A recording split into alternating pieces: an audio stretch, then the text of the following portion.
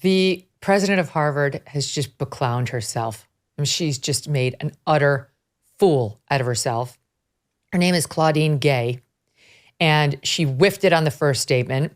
Then there was all blowback, as you point out. Lauren Sommer, former dean of Harvard, ripped her. Then finally, she put out a second statement, which was almost no better. Then more and more controversy. Then finally, she puts out a third statement. And let me just, after years of Harvard punishing people for wrong think and wrong speak on these revered leftist issues, from BLM to transgender, you go down the list. It has finally discovered the value of free speech. For saying boys might be better at, men might be better at math. He was bounced out of his job from there. That was 20 years ago. That's right. Actually, I forgot about that. Lauren Summers, the guy who criticized her, one of her predecessors, was bounced for saying men might be better at math. We covered on this show Roland Fryer. Roland Fryer, who's a black professor at Harvard, I believe in the econ department, who was doing these reports, these studies on, there was one on, quote, acting white, controversial theory that explains the underperformance of some young black Americans, according to the idea that they risk being stigmatized by their peers for high academic achievement. In 2019, he was suspended for 2 years. They blamed it on an allegation of sexual harassment, but the truth is he was doing controversial research that didn't line up with the BLM narrative, did not line up with the BLM narrative. And this has been completely debunked. There's an amazing documentary about what they did to Roland Fryer because he's a black man saying the wrong things. He's saying all the wrong things. They booted him off campus. On Harvard, 94% of students surveyed said they had self-censored in conversations with their peers. 88% felt they could not express an opinion because of how others would respond. It's to the point where one of the professors there, Kit Parker, a bioengineering professor, said service members, meaning military service, feel hesitant to disclose their military status to their classmates because they're afraid that being military will be so condemned on this campus.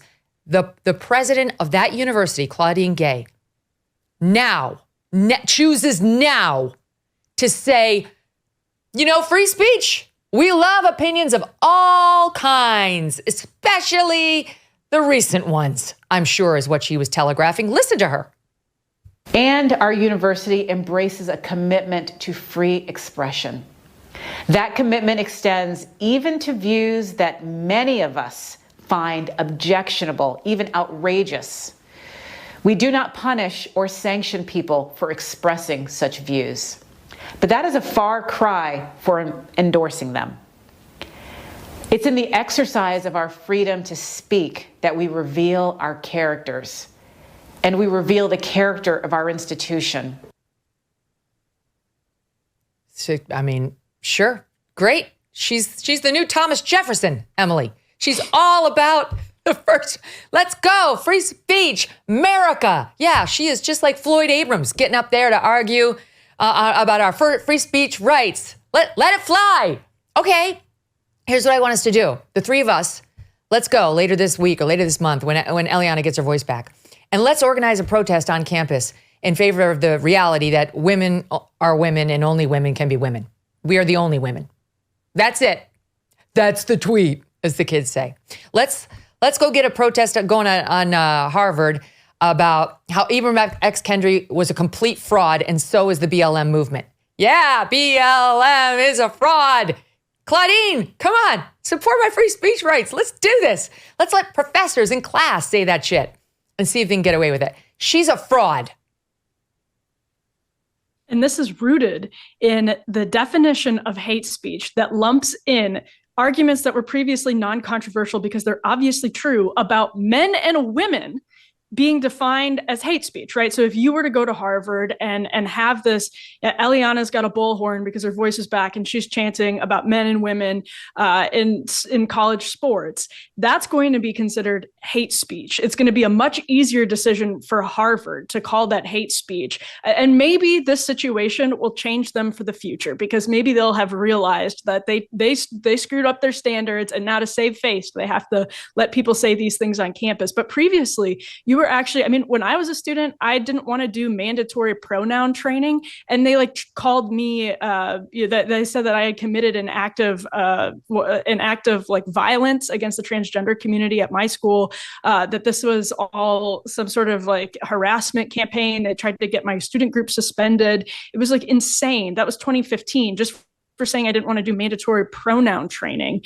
So they have been doing this for years and years and years and years and years in the other direction. And suddenly when it's inconvenient for them to have a broad definition of hate speech, when people are talking about hang gliders that were used to massacre Jews, that's not hate speech. When people are embracing, or suddenly we have to have this broad definition of what is and what isn't allowed. But for the past 20 something years, it's been very narrow that anything that isn't leftist is hate speech. They have been the ones that have been leading that movement, and it has been the movement that has torn the country apart. And they have been the vanguard in that fight. And that's, by the way, why you see these students saying things that are so profoundly stupid. It's because they haven't been taught how to think. Granted, when things are as black and white as they were last week, it's still their fault.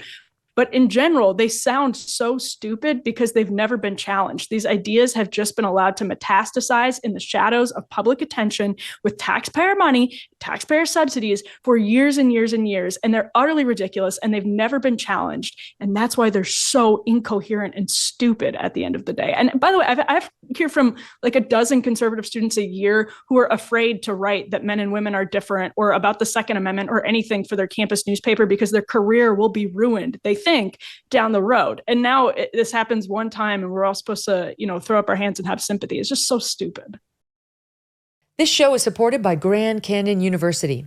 Founded in 1949, GCU is a private Christian university that's dedicated to delivering an affordable and transformative higher education. Their vibrant campus is located in beautiful Phoenix, Arizona. And according to niche.com, it's ranked a top 25 best campus in the country. As of June 2023, GCU offers 330 academic programs, with over 270 of them online, allowing you the freedom to earn your degree on your time from wherever you are. Their programs are also designed to challenge and inspire you.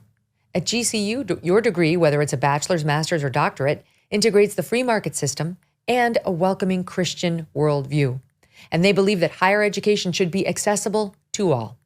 Learn more about GCU's programs, competitive tuition rates, and scholarship offers from your university counselor. They're part of the supportive graduation team that's going to take a personalized approach to helping you achieve your academic goals, walking next to you every step of the way. Find your purpose at Grand Canyon University, private, Christian, affordable. For more info or to enroll, visit gcu.edu. Hey, thanks so much for watching. If you like what you just saw, hit the subscribe button for more clips and full episodes.